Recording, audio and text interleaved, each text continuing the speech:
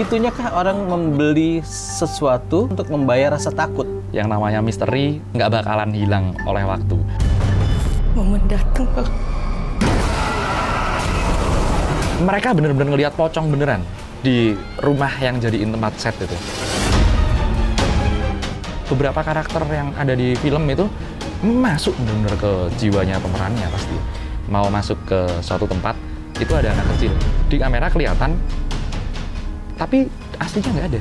Aku aja nontonnya aja, anjir, ngeri ya.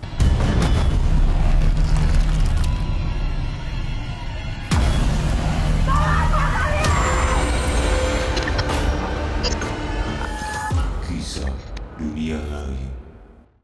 Selamat datang kembali, kawan dari dunia lain. Masih sama kita berdua, Ki. Iya pastinya. Kemarin tuh aku lebaran mudik. Mudik kemana? Cirebon. Asik. Tapi uniknya adalah mudik itu nggak selain jalan-jalan kulineran, kita nonton bioskop, ngajak anak-anak. Oh, iya. Lucunya lagi, itu berapa teater tuh film horor semua. Wah, lebaran filmnya horor. Kalau dulu zaman kecil, lebaran filmnya Dono Kasino Indro. Iya. Selalu ada episode baru. Iya. Nah kemarin tuh di banyak kota memang di banyak teater tuh film horor semua. Wih. Aku mau ngobrol sama Ki Atmo. Sebenarnya apa sih menariknya film horor? Karena kan orang itu antri loh, Ki. Antri banget ya. Antri kayaknya. tiketnya malah sampai war tiket lah istilahnya. Iya. Segitunya kah orang membeli sesuatu, effort sesuatu untuk membayar rasa takut? Apa sih menariknya film horor? Iya ya, kok orang suka ditakut-takutin ya jadinya Dia harus bayar loh itu. Iya. Sama kemarin aku juga jalan-jalan ke Jogja, ternyata di Malioboro ada 3 rumah hantu. Kok rumah yang didesain untuk kayak itu ya? Jadi hantu, jadi isinya hantu-hantu itulah. Kok sekarang banyak banget ya orang yang yang suka untuk ditakut-takuti. Dan ternyata kalau menurut teoriku sendiri nih, yang namanya misteri nggak bakalan hilang oleh waktu. Dan kan nggak tiap hari orang bisa lihat setan. Lihat setan, banyak yang nge-DM aku, gimana caranya bisa melihat makhluk gaib. Itu yang paling gampang. Nonton bioskop. Atau ke rumah hantu tadi. Iya. Itu cara paling mudahnya sih. Cuman film-film horor Indonesia ini mulai beberapa tahun ke belakang ini aku sih salut banget, bagus-bagus asli. Karena memang kalau kita sedikit flashback ya, aku sih bukan pemerhati film ya, aku hanya penonton film, penikmat film. Kalau zaman dulu tuh yang dipertontonkan di layar adalah sosok seremnya, yang muka berdarah lah, yang terbang kain putih segala macam. Tapi sekarang juga dijual, kita dipaksa untuk berpikir apa sih jalan ceritanya. Kadang-kadang maju mundur gitu. Tapi tetap aja yang ditunggu adalah jump scare-nya. Jump scare-nya? Bang, gitu tiba-tiba orang. Setannya kapan muncul itu ya? Itu macu adrenalin banget ya, nonton kayak gitu. Aku makanya, kalau aku dulu kecil nonton filmnya Susana di TV kan. Wah itu zaman dulu serem lah. Cuman semakin dewasa ternyata, kok ceritanya nggak ada yang asli. Cuman template-nya. Yang sampai sekarang pun itu pasti ustadz sama dukun diadu. Ya. Ingat nggak kalau zaman dulu? Yang perempuan mati diperkosa. Nah, mati diperkosa, dibunuh, balas dendam. Template-nya dari zaman dulu sampai sekarang itu pasti ada orang yang nyantet, dukun. Terus habis itu yang nyembuhin Pak Ustadz. Akhirnya ya sampai sekarang kan persepsinya di mata masyarakat seperti itu. Bagusnya lagi film-film horor sekarang itu mereka nge-build up-nya dengan mungkin mereka risetnya lebih bagus ya sekarang. Risetnya benar-benar lebih kalau ada legenda di sini seremnya seumpamanya ada mitos setan gabluk lah di sini. Mereka dibikin gimana awal mulanya, kemudian ceritanya ada apa ini sebenarnya. Nah itu justru itu sebenarnya yang menarik kalau buat aku sendiri ya. Kalau lihat setan udahlah lihat setan ya gitulah setan. Kita juga pasti penasaran ya pemirsa kisah dunia lain nih, film horor apa yang paling fenomenal buat perjalanan hidup mereka. Karena aku sepakat dengan Ki Atmo tadi film Susana. Menurut aku itu adalah film horor terserem. Meskipun ceritanya template, tapi serem banget. Bayangin dia cukup diri, diam, matanya gini senyum aja udah, gitu. Ngerinya dapat. Terus pasti ada scene gini, ada jendela, terus dia lewat. gitu kan? Lihat gitu kan? Yang pakai reel gitu. Gitu. Seru banget. Tapi kembali ke film horor yang kekinian itu anak-anak kecil pun itu nunggu loh, Ki. Iya. Jump scare-nya ditunggu, setannya ditunggu. Malah di level sekolahan kalau aku jemput itu diobrolin itu film, Ki. Ngobrolin filmnya malah. Mereka menikmati film-film horor itu gitu. Ada gak sih faktor-faktor yang menyebabkan seseorang misalnya gini, pulang nonton film horor, kan ada beberapa kisah Baji jadi tobat tuh yang siksa apa kemarin itu kan. Nah, efek langsung apa yang didapat setelah kita nih nonton film horor? Kita di dalam teater teriak-teriak, yang punya pasangan peluk-pelukan, enak kali. Jadi justru tertekan, tapi orang menikmati. Sebenarnya apa yang didapat setelah kita selesai nonton film? Ya, kalau habis nonton film horor ya, paling enggak setelah adrenalinnya terpacu nonton film horor, kehidupan kita ya 1-2 hari agak aneh lah jadinya. Karena kita pasti lebih parnoan. Lihat-lihat kanan kiri, di kamar sendirian ngerasa ada sesuatu, jalan sendirian ada yang ngawasin. Dan efek jangka panjangnya ya, bagusnya yang sekarang, film-film horor yang sekarang, itu kita jadi tahu budaya tentang suatu tempat. Contohnya kayak kemarin aja, apa namanya? KKN Desa Penari. Jadi orang nyari tahu kan, akhirnya mereka tahu ada budaya-budaya penari seperti itu. Ntar apa namanya? Malah dibuat sequelnya ya? Dibuat sequelnya. Dan itu nanti kita obrolin itu. Terus rekat banget dengan kebudayaan setempat. Kalau film zaman dulu beda. Kadang-kadang film zaman dulu itu saking pengennya memanfaatkan ketakutannya kita ya, saking penasarannya kita, ada banyak hal yang digeser dari sesuatu yang aslinya seperti itu. Demi terlihat lebih menakutkan, menyeramkan gitu. Iya.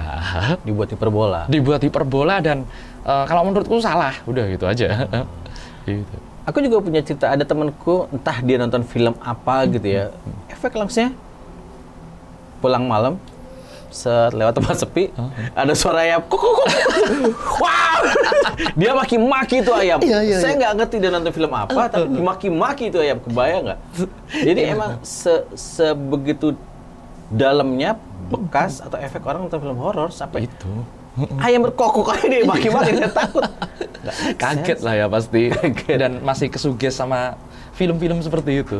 Tapi bagus film horor zaman sekarang emang. Dan itu tadi tidak melulu menjual sosok setan ya. Iya. Ceritanya aja dibuat rumit lah. Sangat rumit sekali lah kalau ceritanya. Scoringnya, musiknya. Nah, itu dia. Aku lebih suka scoringnya daripada muncul setannya gitu. Daripada jump scare gitu ya. Iya. Dari musiknya aja kita gitu. Nah, terus Ki, mungkin ini pertanyaan klasik sih. Pertanyaan semua orang yang akan ditanyakan apabila berbicara tentang film horor. Ya. Pernah terlibat di produksi film horor nggak? Terlibat secara langsung. Main ya, mungkin moga-moga lah ada. Mungkin di belakang layar gitu. Di belakang layar pernah. Nah, pertanyaannya mendasar banget. Emang ada kisah-kisah misteri saat syuting film horor? Rata-rata banyak sih sebenarnya. Kalau mereka kan syuting film horor di tempat-tempat yang benar-benar sepi ya, cari settingnya yang pas kan buat film horor itu. Nah, di tempat-tempat sepi itu, tempat-tempat syuting itu, walaupun nggak sama ceritanya, apa namanya? Ceritanya. Bukan cerita yang dibangun ya? Yang dibangun. Hanya setnya. Ya. Mereka punya cerita sendiri. Bahkan aku pernah ngobrol sama salah satu pemain Pocong Mumun, Om Haji Mandra itu. Mereka benar-benar ngelihat pocong beneran di rumah yang jadiin tempat set itu. Dan yang lihat bukan cuma satu, banyak akhirnya yang lihat pocong itu. Padahal kan tempat itu nggak ada hubungannya sama Pocong Mumun, cerita Pocong Mumun itu. Iya. Dan beberapa kali juga seperti itu. Ada yang kru, ini yang paling sering diganggu itu biasanya bukan krunya. Kalau kru cuek-cuek biasanya, tapi pemainnya ngalamin astral projection, Astral projection itu apa? Astral projection itu seolah-olah kita keluar dari apa ya? Roh kita keluar dari tubuh. Jadi lunglai apa? Enggak, orangnya tidur biasa, cuman dia ngerasa jalan-jalan kayak ngelihat dia sendiri tidur. Terus habis itu ngelihat saat rohnya keluar, dia ngelihat yang aneh-aneh, ngelihat makhluk-makhluk yang aneh yang ada di situ. Nah, itu kalau apalagi lagi syuting film horor ya, pasti lebih menarik lah itu. Aku sih nggak kebayang bagaimana dengan kehidupan pribadi orang-orang yang kerap bermain di film horor. Akankah itu menjadi bukan mengganggu ya, ya paling tidak mempengaruhi lah sedikit 1-2 kali dalam hidupnya. Bisa jadi kayak gitu nggak? Sangat bisa terjadi dan itu terbukti. Sangat bisa terjadi. Pemain film horor di dalam tubuhnya ada spirit tertentu lah, kita anggap seperti itulah. Contohnya adalah almarhum Susana. Ya. Almarhum Susana itu satu-satunya aktris wanita yang memang benar-benar mampu memainkan sosoknya Kanjeng Ratu Kidul. Cek. Nah, betul. Yang lainnya Tidak siapa? seberhasil itu gitu ya. Ya. Dan akhirnya yang lainnya pasti kena masalah. Yang lainnya, contoh, aku nggak mau sebut nama lah ya. Soalnya ada yang meninggal ya. Ada yang benar-benar sampai memerankan sosok itu. Mungkin meninggalnya nggak gara-gara memerankan sosok itu, tapi akhirnya meninggal. Terus habis itu ada yang terlibat kasus sampai di penjara, terlibat kasus hukum. Cek aja yang memerankan Ratu Pantai Selatan itu kalau nggak kuat-kuat, waduh, ngeri. Karena bicara soal Susana, pun sebelum dia jadi setan, maksudnya sebelum dia meninggal lah di film itu gitu ya, itu karakternya udah menyeramkan ya. Cantik, tapi kok misterius, ya nggak sih? Misterius, bener. Ya kan, cantik. Itu belum jadi setan tuh ceritanya tuh ya, udah begitu. Terus kemudian, bener nggak sih Ki, di kehidupan sehari-harinya dia makan bunga apa? Kantil atau melati? Makan melati. Itu bener? Makan melati, bener. Terus habis itu suaminya yang sekarang Cliff. Bang Cliff nunjukin sama teman-teman yang mau ngeliput ke sana atau mau ngecek rumahnya yang di sana, ini tempatnya dulu ritualan seperti ini. Kalau menurutku sendiri ya, Susana kan bukan orang Jawa, orang Indo. Orang Indo. Londo. Iya, Londo. Tinggal di Bukan, saya tinggal di mana? Maksud saya kalau bicara Belanda kan berarti budayanya barat. Iya. Ya kan, bukan budaya Indonesia yang persetanan itu. Kenapa ketawa? Enggak apa-apa. Ada cerita dengan Londo? Ada. Aku ya itulah di lain cerita lah. Susana ini tahu loh dia tradisi-tradisinya karena saking dia ngesoulnya sama sosok yang dia perankan, akhirnya dia belajar sampai benar-benar masuk ke karakternya. Dan itu kalau menurutku keren sih. Bagusnya lagi, aku sempat ngobrol sama beberapa pemeran film-film horor ya. Mereka itu saat memainkan karakter di filmnya ternyata sering banget mengalami kejadian yang ini kayak bukan aku. Tahu-tahu ada yang nari terus tariannya begitu dia lihat sendiri dia kaget. Kayaknya kok ini nggak gue banget ya gitu ya? Sangat beda sekali. Biasanya kru udah ngeh tuh, didiemin tuh biasanya. Ada lagi yang kemudian ini nih, tayang kapan ya kemarin aku ngobrol sama si Mbak, ada yang memerankan dukun dari Kalimantan padahal dia orang Jawa. Dia benar-benar matanya waktu di situ, wih beda banget. Hidup banget. Itu mau nggak mau beberapa karakter yang ada di film itu masuk benar-benar ke jiwanya pemerannya pasti. Terus bener nggak sih Ki, sebelum dimulai proses produksi ya kalau syukuran di budaya Indonesia wajar ya, kita mau apa syukuran temengan, tapi bener nggak sih kalau jelang produksi film horor itu memang ada bahasanya apa, tirakat syariat atau hal khusus yang dilakukan? Iya. Itu biasanya tim produksinya ngontak orang-orang seperti aku ini. Kita mau syuting nih di sana, minta tolong bersihin atau jagain. Minta tolong diamankan lah kira-kira. Ya udah, kita amankan sebisa-bisa kita. Karena apa? Kita kan nggak tahu ya orang yang akan datang ke situ siapa aja, akan berbuat apa aja. Dan kita juga nggak bisa nyuruh-nyuruh yang ada di situ. Kamu nanti jangan gini ya. Emang kita siapa? Dia di situ tiap hari kan. Justru kita yang bertamu ke tempatnya. Ya udah, kita nanti ibaratnya kita cuma menyampaikan. Ada orang mau syuting film di sini, tolong nanti kalau ada apa-apa tolong dimaklumin. Sedikit aja, tolong dimaklumin. Nanti kalau kita dijawab sama para penunggu tempat itu, kita dijawab. Ya udah, nanti kalau ada apa-apa aku urusannya sama kamu ya. Tolong sampaikan ke orang-orang itu. Biasanya seperti itu. Oh gitu. Jadi si Kiatmonya lah nanti yang berkomunikasi dengan penunggu tempat itu. Untuk ngasih tahu nih bakal rame banyak orang. Bakal ada lampu segala macam. Kalau nggak digituin repot. Itu kejadian di Jeruk Purut. Pas waktu mau launching pas waktu itu, pas mau launching mereka dibilangin nggak di sini nggak bisa ribut-ribut. Akhirnya terbang hancur semua tendanya. Cuman di lokasi itu. Itu warga Jeruk Purut sendiri yang cerita sama aku. Karena nggak dikulonuwunin itu ya, nggak dipermisi. Iya, seperti itu. Nah, selain orang-orang macam Ki Atmo yang datang permisi, ada nggak momen di saat si penunggu itu, si pemilik ranah itu, aku mau eksis dong, tampil blast, sengaja nggak sengaja ketangkep kamera, ada nggak momen-momen kayak gitu Ki? Ada, yang paling legend aku masih inget banget. Sutradara dan penulis favoritku, Om Joko Anwar. Sampai tayang itu, di tayangannya ada 3 anak cowok. Filmnya yang wayang itu loh, lupa aku apa namanya judulnya filmnya yang bikin komen ya, kasih tahu Ki Atmo lupa. Aku juga nggak tahu nih referensinya. Itu pas waktu si Tara Basro, pemerannya Tara Basro waktu itu mau masuk ke suatu tempat, itu ada anak kecil di kamera kelihatan, tapi aslinya nggak ada. Iya, aslinya nggak ada, di kamera benar-benar kelihatan ada tiga anak laki-laki kecil gitu. Dilihat nggak ada. Nggak ada. Udah, biarin aja. Jangan dikasih tahu. Ya, merinding. Serem memang kejadiannya. Terus si Tara atau si aktor, si aktris yang lagi on set itu nggak tahu kalau kejadian itu? Nggak. Dia juga nggak ngelihat. Cuman ada di monitor kamera. Iya. Dan bagusnya lagi, itu masuk ke tayangan. Jadi bener-bener ada penampakan di tayangan. Di rolling aja udah? Ya. Sama satu lagi itu yang Pocong Mumun itu tadi. Itu benar-benar ada satu pocong yang bukan si Acha Septiarsa yang meranin. Ngeri emang. Kebayang dong suasananya. Tapi si pemain nggak tahu kalau itu pocong beneran. Nggak tahu. Krunya juga nggak tahu. Jadi begitu di shoot gitu kan, ada pocong masuk. Oh ya udah, set. Shoot lagi, pocongnya masuk. Udah selesai.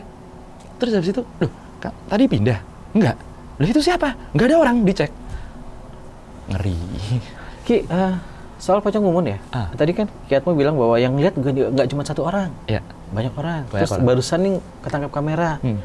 Aku mau tanya, emang benar kalau katanya kalau setan tuh yang lihat cuma 1, ini kayak kita ada banyak orang nih, cuma Ki Atmo doang yang lihat, yang lain nggak ngeliat. Pertama itu yang lihat cuma 1, terus 2 ketangkap kamera, bener setan bisa? Bisa. Kalau zaman dulu itu yang paling sering dan valid ya, aku bilang sering dan valid itu kamera VGA itu loh. Kamera HP zaman-zaman jadul yang masih VGA sama kamera digital. Itu sering banget ngerekam penampakan. Kalau penampakan zaman sekarang ini udah, waduh, apalagi ada teknologi CGI ya kan. Canggih lah. Beli handphone mahalan dikit juga bisa jadi setan tuh. Jadi setan penampakan. Cuman kalau zaman dulu sering banget. Dan akhirnya saking orang-orang penasarannya sama yang namanya makhluk gaib, setan dan lain sebagainya, selain jadi film juga banyak yang komunitas yang pengen membuktikan adanya mereka. Contohnya komunitas ngefoto-fotoin setan, ada itu. Ada bener-bener seperti itu, dan mereka sering juga dapat karena mereka tahu shutternya seberapa. Nggak ada komunitas penakut. Harusnya kita bikin komunitas penakut ayam di atas pohon. Nah, enaknya nonton film horor nih ya, aku menikmati karena pertama tadi ada jump scare, scoringnya bagus, kemudian selalu dibalut dengan komedi, ya kan, entah sebagai penyeimbang atau sebagai apa. Contoh kasus yang Susana itu selalu ada Hansip Dorman Borismon yang ketakutan, terus kalau film-film kekinian tuh pasti ada sosok salah satu karakter yang memang dia didatengin terus, dia yang sial terus gitu. Itu emang untuk penyeimbang, penetralisir gimana Ki? Sebenarnya emang horor sama komedi itu sama sih. Kalau kita kan juga relate. Kalau ada suatu komunitas, satu keluarga lah diteror sama setan, itu pasti ada aja yang konyol. Dan sebenarnya kalau aku bilang horor sama komedi itu bukannya nggak nyambung, justru sangat nyambung sekali. Aku penggemar film horor Thailand. Oh iya, lucu-lucu. Nangnak ya? Iya, Nangnak, Mainak, Nangnak, terus macam-macam lah film-film itu. Lucu karena dialognya kali. Terus tangannya panjang banget. Wah, terus Memang horor itu kalau digandengin sama komedi itu jatuhnya asik. Itu kalau film horor Thailand top banget tuh komedinya. Top. Makanya jadi nambahin aja. Ketakutannya dinikmati, komedinya dinikmati ya. Iya. Gitu. Nah, set bukan setan ya, zaman kan berubah Ki. Kalau kita mungkin ya seusia kita masih terjebak dengan setan-setan zaman dulu lah ya. Apa yang Kiat mau lihat, apa yang Kiat mau bayangkan mungkin sekitar 5-10 tahun ke depan. Setan apa yang bakal dijual di film? Apakah setan-setan zaman kita yang notabene pasti nanti akan diulang lagi bentuknya begitu lagi, ceritanya begitu lagi. Apakah nanti ada setan-setan baru yang bakal muncul? Ini spesies setan baru. Ya, spesies setan baru on cinema. Iya. Jadi sebenarnya kalau setan ya pasti itu aja. Pasti bentuknya template setan adalah tinggi, gede, hitam. Kemudian cewek rambut panjang pakai kain putih. Anak kecil lari-larian. Ya, benar-benar. Pakai gaun, pakai rok, rambut dikelabang, rambut digerai. Anak kecil zaman dulu. Sudah, semuanya sudah seperti itu memang. Mau cari setan apa lagi? Nggak mungkin kan ada setan yang kalau di barat berkembang memang. Kalau di barat berkembang. Jadi kayak monster, jadi kayak apa. Tapi kalau di sini enggak lah. Di sini enggak. Yang paling banyak dikembangkan adalah itu ceritanya, alur ceritanya. Contoh horor yang zaman dulu cuman ada penampakan, itu selling point utamanya. Sekarang ada yang namanya gore, kekerasan, darah di mana-mana, darah berceceran. Nah, itu baru kan buat film horor, dan itu lebih menarik juga kalau aku bilang. Jadi lebih ke semi thriller ya? Iya. Aku salut banget itu sama orang yang justru dari hal simple banget, tapi bisa jadiin. Aku pernah takut banget nonton film horor, takut banget. Apa tuh? Pengabdi Setan yang baru ini. Pengabdi Setan kan yang ada ibu-ibu tidur kakak melenting gitu kan ya? Iya, benar. Cuman aku takut banget yang kedua. Darah di utara, tolong. Kalau saya tidak ke sana, akan banyak orang celaka. Ini soal hidup dan mati.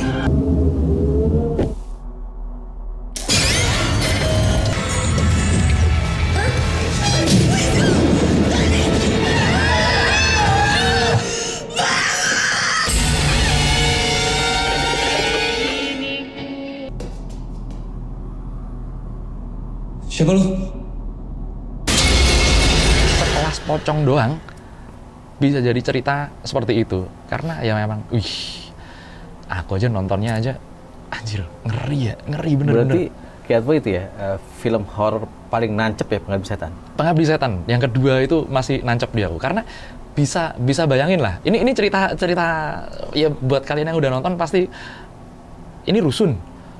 Banjir, pas waktu itu bener-bener banjir. Nah, di rusun ini habis ada orang mati, liftnya jatuh, mati semua. Pocong di mana-mana, lampu mati lah kalau banjir ya kan. Itu kan bener-bener masuk logika. Ada yang ngungsi, yang nggak ngungsi. Lah kalau pocongnya ngebangun semua kan.